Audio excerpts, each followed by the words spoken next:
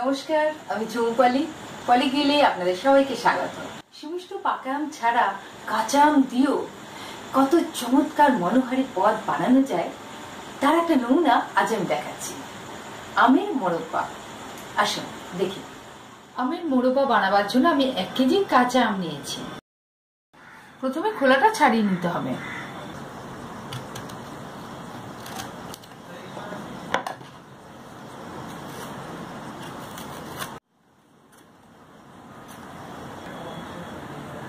প্রথমে ফালি করে কেটে নিতে হবে।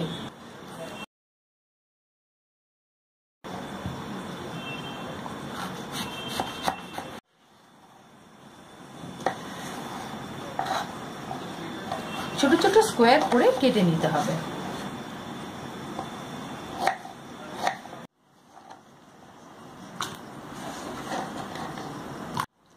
এইভাবে সমস্ত আমকে ছোট ছোট টুকরো করে নিয়েছি। এই আমের টুকরোগুলো এবার একটা কড়াইতে দিয়ে দিতে হবে। এবার এর মধ্যে 1 কেজি চিনি আর একটু লবণ দিয়ে দিতে হবে।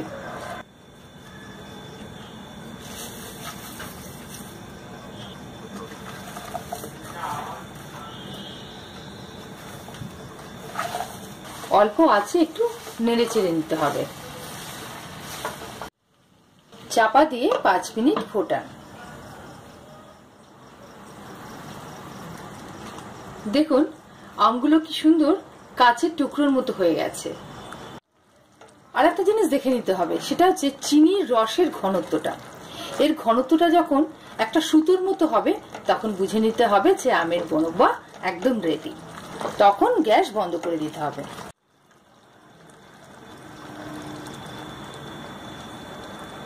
আমার আমের মোরব্বা একদম কমপ্লিট। একটু জাফরান মিশিয়ে দিন, একটু এলাচ গুঁড়ো মিশিয়ে দিন।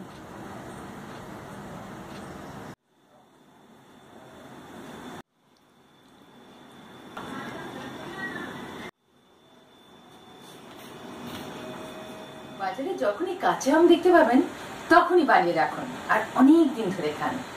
ছোট থেকে বড় সকলেরই ভালো লাগবে। আবার দেখা হবে। টাটা।